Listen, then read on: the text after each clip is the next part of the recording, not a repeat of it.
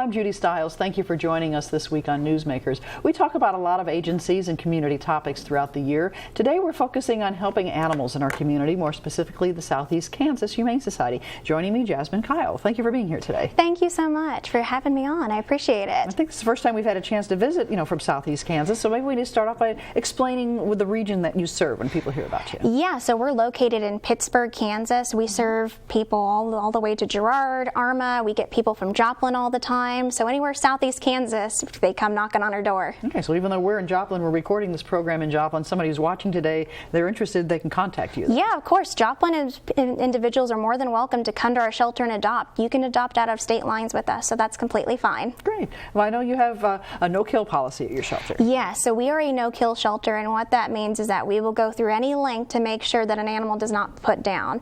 Now, majority of them, they get to stay with us forever. There's not a holding time. There's no sentence for them. We can have a cat for 8 years, and we will try everything to find that cat a home. So that's the challenge in many cases, is you have the animals trying to find them homes. Right. Now, with us being a no-kill shelter, we have people constantly wanting to find animals and want to give them to us, or we have animal surrender from an owner who can no longer care for their animal.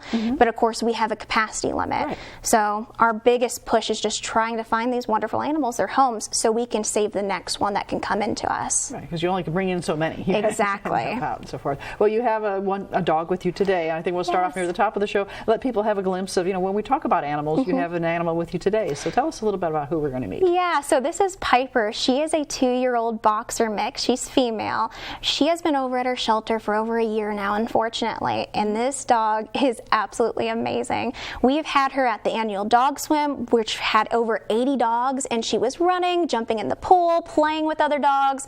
She's great with kids, great with people, great with other dogs. She's super playful and friendly, and she just has so much love to give. We're trying to find her a home that can give her enough love just as much as she can. Right, so she has the socialization with other animals taken care of? Yes. We have a lot of dogs that unfortunately get overlooked. We get people all the time looking for munchkin cats or huskies or German shepherds or pure breeds. And of course, we have a lot of mixes. She's a boxer mix. We have German shepherd mixes. We have a ton of black labs in particular, and a lot of these dogs get overlooked because people are looking for something that's has better markings or better ancestry. And these dogs, Piper knows how to sit. So she's amazing. So when you're looking at dogs, as far as trying to match them with people, if someone were to come and visit and look at Piper, how do you say you would be a good match? Yeah, so what we would have them do is we would have them take her on the trailway. We have a whole trailway system behind our shelter, and now we also have a dog park. So what we do is we invite them to go take her out on a walk, and we have them go into the dog park to play around, especially with individuals who already have a dog. We would do meet and greet sessions where we would meet them on the trailway. Piper would be behind them, other dog would be up in front, and we'd see how it goes, and we'd do those dates with them. And that's how you know, because you can't just forcibly push another animal into another's home. Right. They have their territory. Exactly. How about dogs mixing with cats if somebody has another type of pet in the house as well? We get that question a lot. We do cat tests at our shelter, and a lot of our dogs, about half of them, are okay with cats. We have one of our dogs who was adopted out at the shelter. Every birthday, so every year, this dog visits our shelter, and her birthday treat is to come into her cat room. She loves cats. She'll roll on her stomach and she'll lick them. She loves them. She thinks of them as her little baby. So yeah, we have a special room where, of course, it's very up to date. Make sure that nobody gets hurt in it, and we'll test them out from far distance apart and a little bit closer and so on. Great. Now, if someone makes an adoption with Piper, for instance, they have the animal. The animal is taken care of as far as shots, immunizations, and so forth. When they so all of our animals at the SEK Humane Society, they are spayed and neutered, they're microchipped, and they're up to date on vaccinations. Okay. Now, you mentioned microchips. You hear a lot about that today. Is that something you recommend to pet owners, even if they're not getting an animal from an animal shelter? Yes, I highly recommend it, especially with Kansas. I'm personally from Connecticut, and I moved down here for college, and Kansas is one of those tornado places, and that just scared me to death, especially with people going out in their lawns and watching them.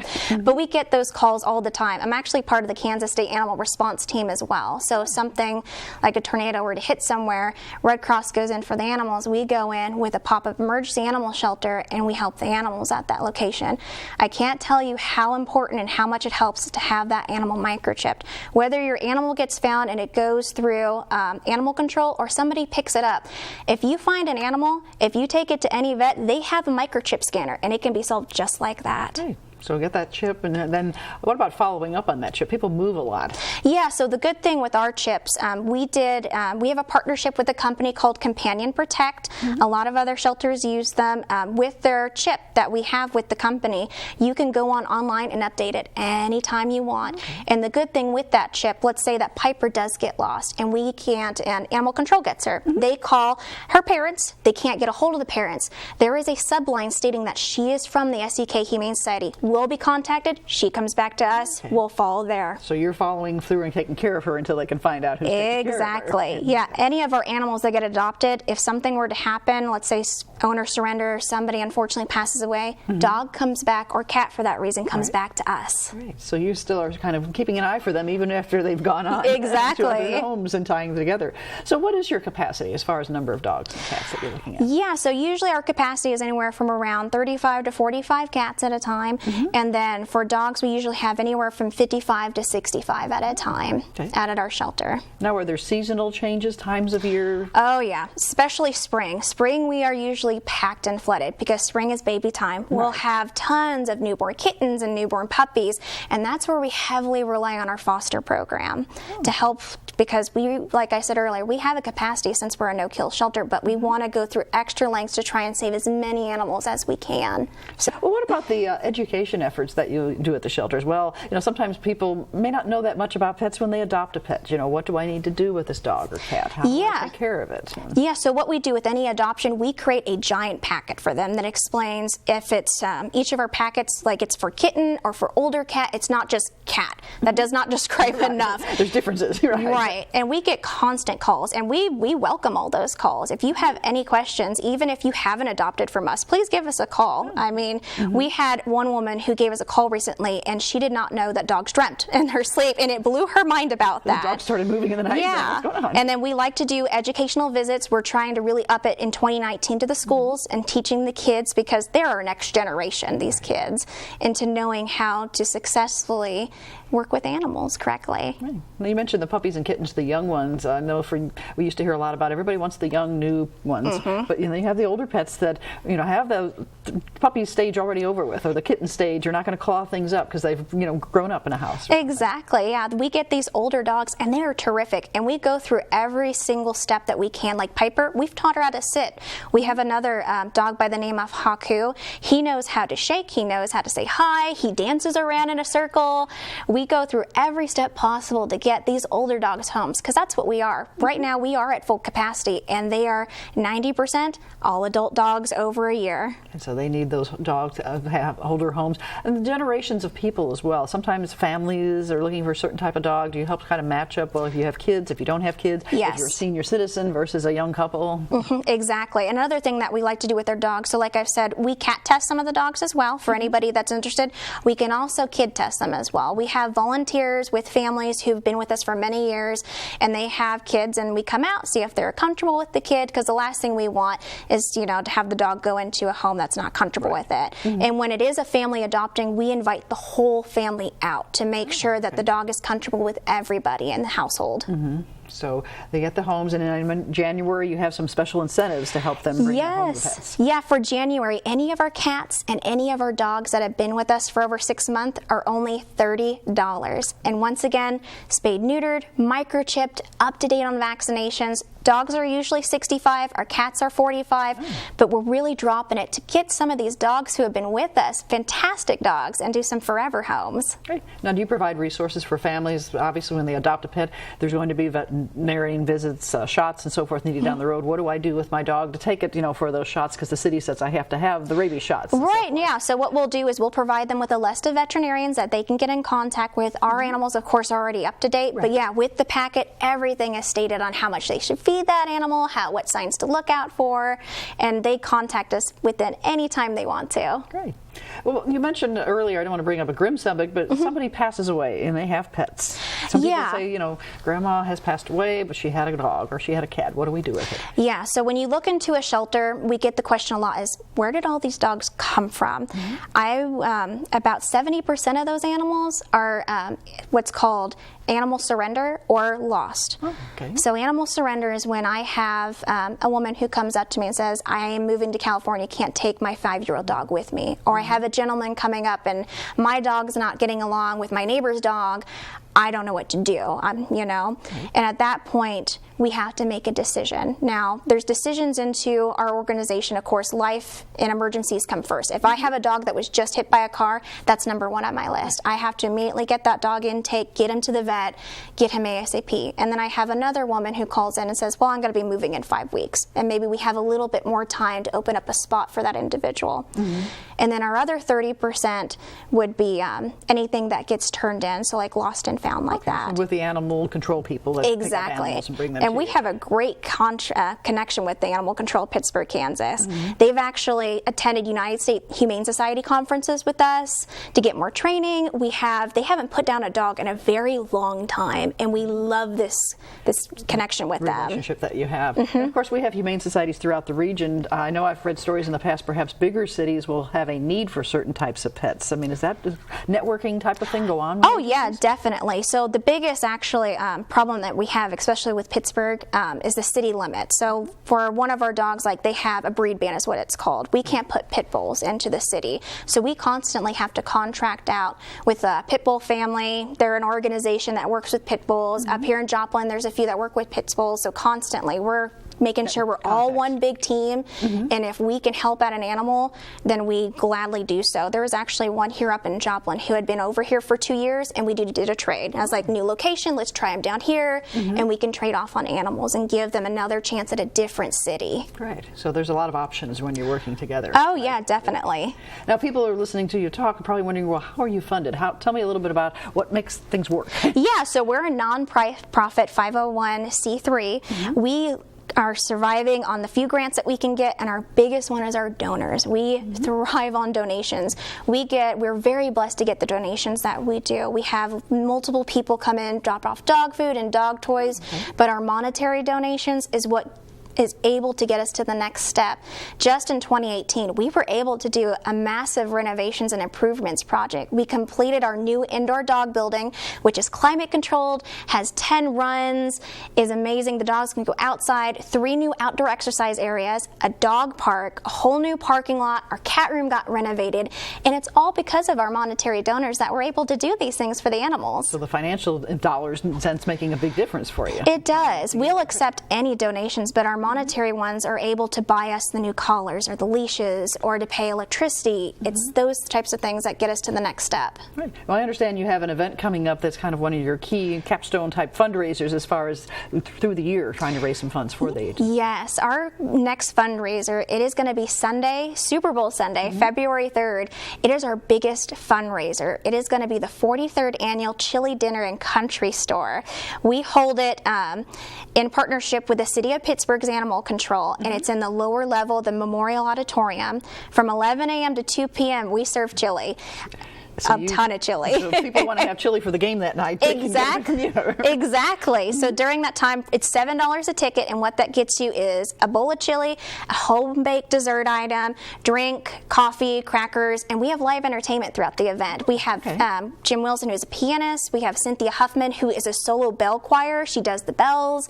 And then we also have our country store that is run by our doggy bag resale shop. So you're selling items of interest to pets owners. Exactly. We have a resale shop on 816 North Broadway, and we get donations from there. So items that people don't want anymore, and we resell them. And all the profits from that store go to the Humane Society. Okay. So helping you out in a lot of different ways. Now, what if somebody says, well, I don't know if I can stay and eat that day because the game's coming up. Can they take chili out? Can they bring it home? Of course, yeah. We have people who come in and they want to do carry out, or we even have drive-through right behind the Memorial Auditorium. You can drive up in your truck, and you can buy a $10 quart of chili to bring home to Super Bowl. So you have your family to be served that night with the food that's available. We get that a lot. We have to order around 460 pounds of meat alone just to make this chili, and it's all made from scratch. That Saturday, we go in at 8 in the morning, and we have about 10 cooks, and we cook away to make all this chili. Well, it sounds like you also have a lot of volunteers, people helping you out. Yeah, just for this fundraiser alone, we have over 60 volunteers that day, from young area Pittsburgh professionals, so we have college groups, to just from our neighbors coming in and say, hey, I can help serve drinks drinks, or hey, can help bus tables, or hey, let me bake a pie. That help is crucial. Without the public, this event would not exist, and we would not exist for that matter. So it's one of your main fundraisers for the year to be able to help you through the rest of the year. Exactly. It's our biggest fundraiser. We have Bark in the Park, and then there's Catwalk and Cocktails, but the chili feed, there's a reason why it's the 43rd annual. Right. People love this chili, and we're grateful for the appreciation of the event. So do you have a lot of people who maybe support the chili feed and then they'll come out and say, I'd like to see these changes that you made at the shelter? Yes, of course. So I want to tour and see what you've done. Mm-hmm. Yeah, at the chili feed, we'll actually have a big booth from the SEK Humane Society, and we have flyers of the current animals we have. We'll have slideshows going on. We'll also have a tag machine. Speaking of microchipping, we'll have a tag machine if anybody wants to buy a dog tag or a cat tag for their animal and give out more information about us. Great. So it's promoting the organization as well as raising funds for the organization. Exactly. We'll also have one of our sister organizations, Paw Prints in the Heartland. They're a low-cost spay and neuter clinic. They're right next door to us, and they'll also have a table there as well. Now, spay and neuter is a topic that we've heard a lot about for years and so forth, and the campaign to do that when you would have pets. Yours leave the shelter spayed and neutered. Yes. As far as other pet owners, you encourage them to follow through with that. Of course. I can't tell you, especially during springtime, how many litters of kittens and puppies, and unfortunately the sad stories where we drive in and there's totes and volunteers get excited, oh, you guys got gifts. No, we never want to see a box or a tote. And you know, people have dumped their newborn kittens and newborn puppies that they have no idea how to take care of. And Literally leave them off of your doorstep. Yeah, and you know, that's another part of that 70% is that surrender release, unfortunately, and sometimes people don't even come in the front door, they'll just drop off.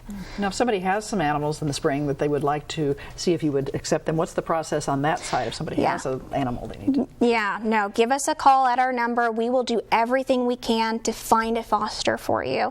What we'll do is get your personal information, we'll get your contact info, we'll see what limit we're at, and if not, we'll contact our massive volunteers is what we have, and our fosters to see if there is anybody that can at least foster them for a few days until we can get them back into the shelter permanently. So in spring you have more coming in. Do you also see more adoptions in the spring leading for summer? People say, oh, yeah, summer, I'd love to have that dog to run through the park with me. Yeah, spring is puppy and kitten season. A lot of kids, a lot of families come in, and there's nothing wrong with a kitten or anything like that. It's just the preference on the family. Right. So yeah, definitely. We'll get a lot in, but our adoption rates for spring and summer, they are much higher than winter, of course, because nobody's going to drive out in a snowstorm. No. And we just recently, of course, went through the Christmas season, and I know we've heard for years about, you know, people, let the puppy under the Christmas tree. There's things you need to look at for those seasonal type gifts as well. We do a special thing at our shelter for Christmas season. So we will get multiple calls. Hey, I want to buy a puppy for my friend, or hey, I want to buy a cat for my wife. We do not allow that. So there's a good reason why, because those animals have not met that particular person, especially if it is somebody buying for their friend. And let's say friend has a dog or friend has a cat, and we don't know their vet history or how they act with other animals. What we will do is that they can pay for a coupon that basically says you have been paid for one animal adoption, and that person could come out and personally pick out the animal and test them and so on, because that's what a lot of Christmas returns are based off of, that, unfortunately. This dog didn't get along with the dog I already have. Exactly. Or, this cat is scared, or person is like, oh no, I want a Shih Tzu, not a German Shepherd, you know, and then you know, the animal's heartbroken at that point. Right. Now, you mentioned the adoption fee. I understand, looking at your website, sometimes people have the adoption fees already paid for on certain animals. Yeah, so a good story of this, we had a young girl and her family come in recently, and it was right after Christmas. What she decided to do was ask her family for monetary donations, and she came out, and bless her, she paid for 5 adoption fees of our cats. Wow, so here's the money, though, that covers their costs. Yes, and then since we've done that, 4 of the 5 have been adopted. We still have Daphne, who's at our shelter. She's great, by the way, but we've had another woman come in and adopt a cat and pay the way forward for another cat, and so on. Okay. So it highly increases the animal's adoption rate if their fees have already been paid for.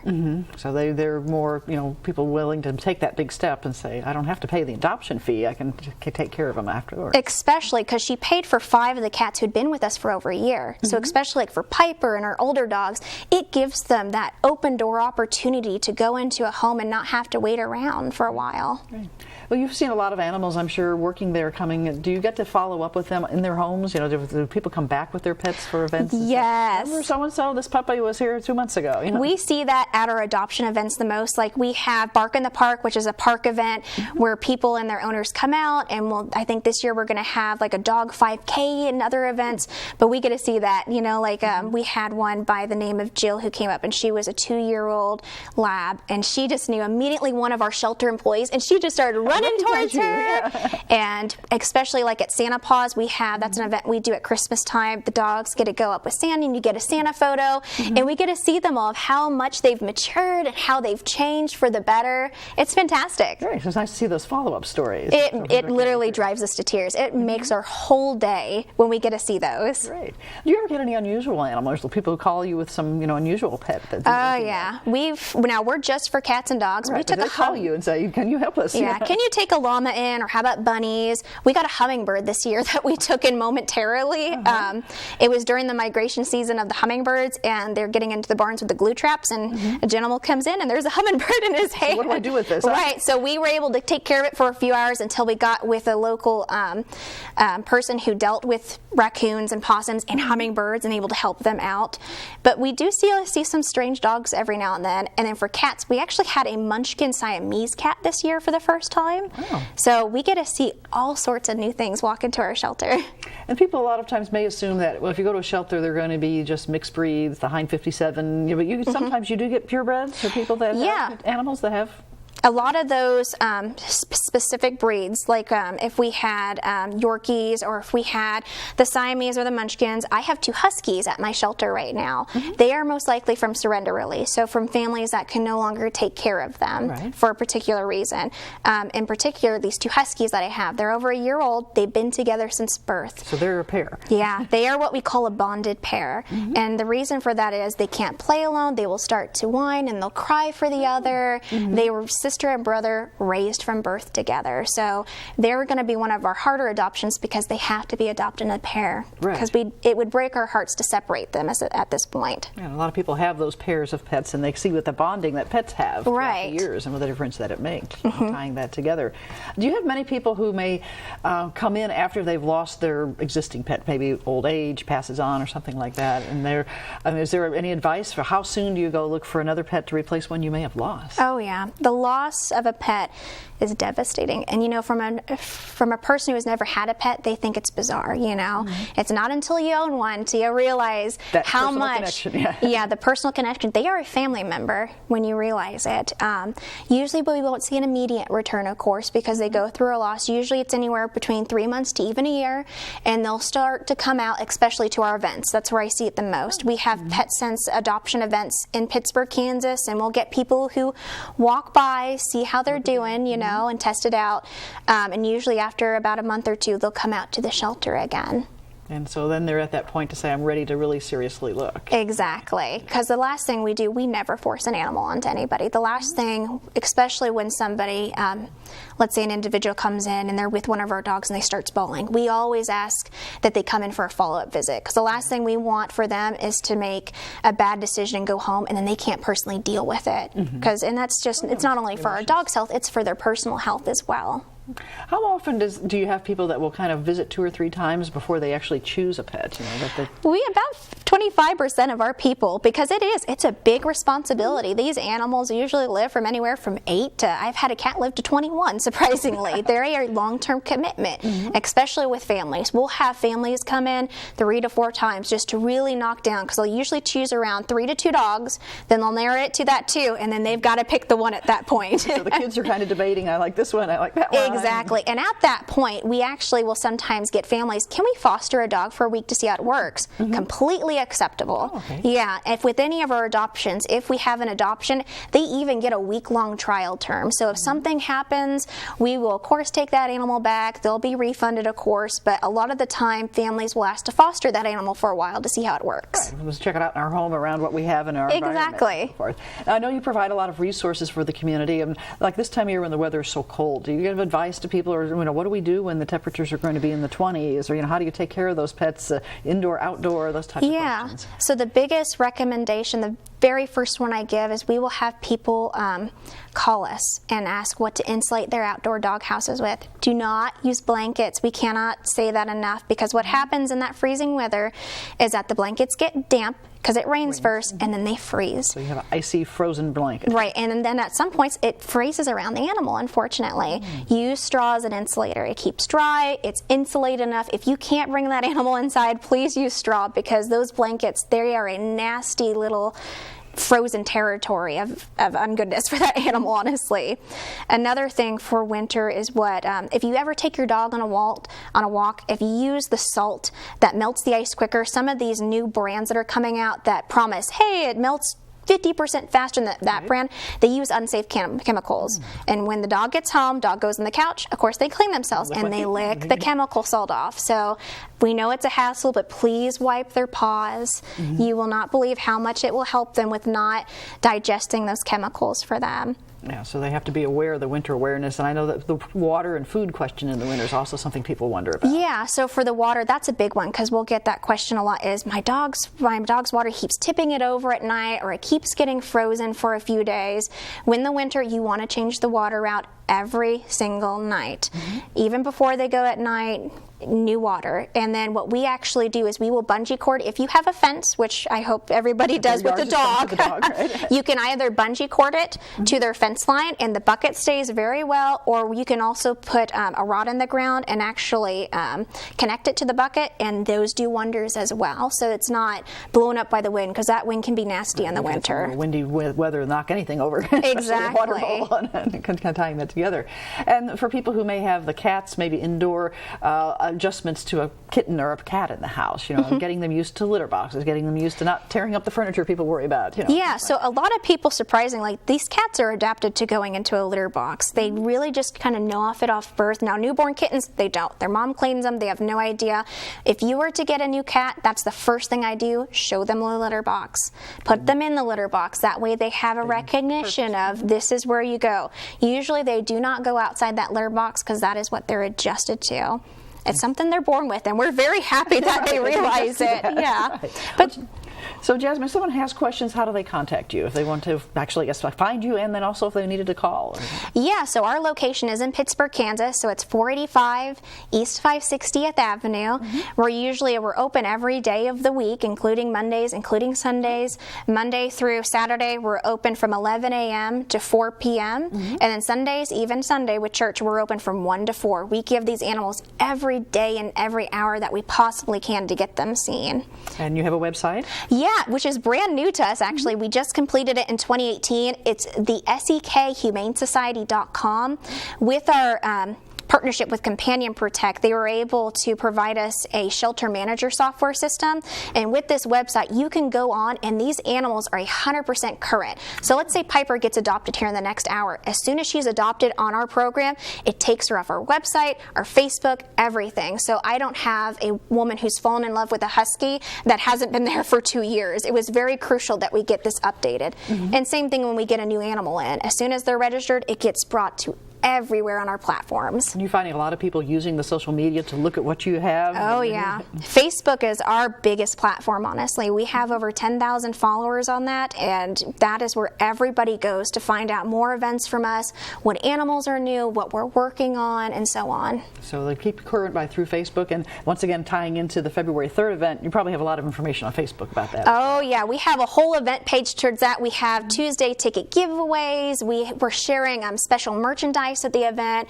We're featuring our sponsors and our upcoming entertainment at that, and a lot more for that page coming up. Great. So it's a lot of things happening, a lot of things to look forward to, and of course we had Piper here earlier, and pets looking for homes is most importantly helping them find a new home. Always. Tying that together. Well, Jasmine, I'd like to thank you very much for visiting with me today on Newsmakers. Well, thank you for inviting me. It's been a pleasure. You're welcome. And I'd like to thank you, the viewers, for joining us this week. I'm Judy Stiles. Hope you can join me again next week at the same time on this station. We'll see you then.